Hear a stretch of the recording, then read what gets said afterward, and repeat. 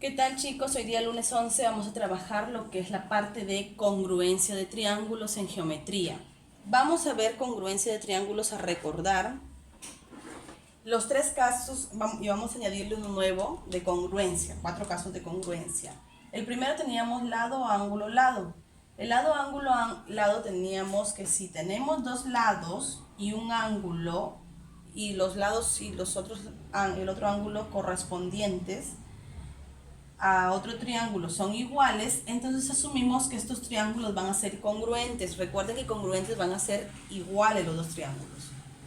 El siguiente caso sería ángulo, lado, ángulo, ¿sí? Cuando tenemos un lado y los ángulos que lo sostienen, ¿sí? Es igual o corresponde o es homólogo a otro triángulo, entonces van a ser congruentes.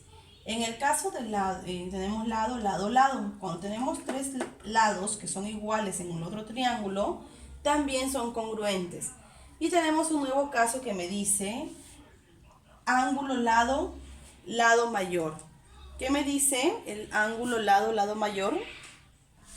Me dice que si dos triángulos tienen ordenadamente congruentes dos lados y un ángulo opuesto al mayor de estos lados, entonces los triángulos van a ser congruentes. Fíjense, yo tengo dos lados que son congruentes y el ángulo que se le opone al mayor lado, entonces van a ser congruentes.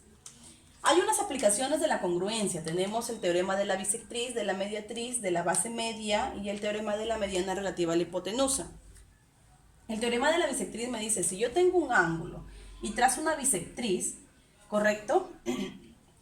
La distancia o las alturas que se forman de P a cualquier punto de la bisectriz va a ser igual a P al otro lado del rayo también. Van a ser iguales. En este caso, MH y MQ van a ser iguales. En el teorema de la mediatriz, ¿qué tengo yo? Tengo un segmento. Trazo una mediatriz. Recuerden que la mediatriz es aquella recta que pasa por el punto medio en forma perpendicular. ¿Qué me dice? Que se van a formar dos lados iguales. En este caso, cualquier punto que yo tome de la mediatriz hacia los extremos van a ser congruentes. En este caso, AP y PB van a ser iguales. El teorema de la base media. ¿Qué me dice el teorema de la base media?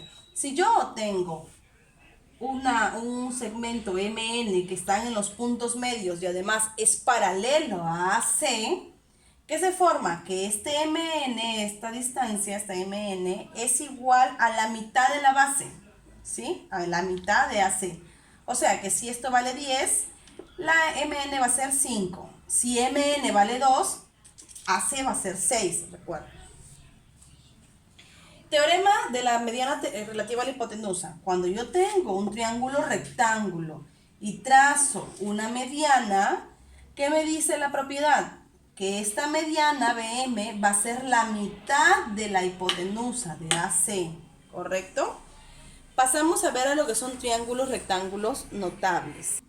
También para recordar lo que son los triángulos rectángulos notables. Para esto vamos a ubicarnos en lo que es un triángulo rectángulo. Recordemos, ¿qué cosa?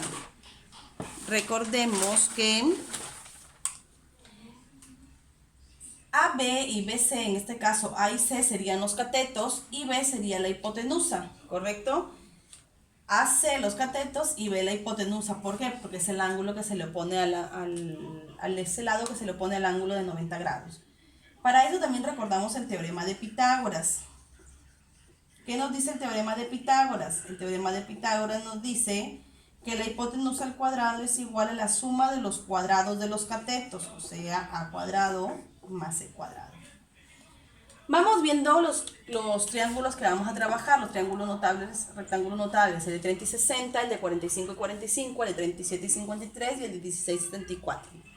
El de 30 y 60, a 30 se le pone K, a 60 raíz de 3K y al 90 2K, o sea, K raíz de 3 y 2K. Al de 37 y 53, a 37 3K, a 53 4K y al de 90 5K, por lo tanto sería 3K, 4K y 5K. Pero hay que ubicarlos bien. Y fíjense que el de 37 es el de 3K. No me vayan a poner acá 5K, aquí 3K y acá 4K. 45 y 45 sería K, ya la hipotenusa raíz de 2K. Al de 16, 74, al de 16, 77K, al de 74, 24K y al de 90, 25K. Esta es la parte teórica, hay que recordarla bien.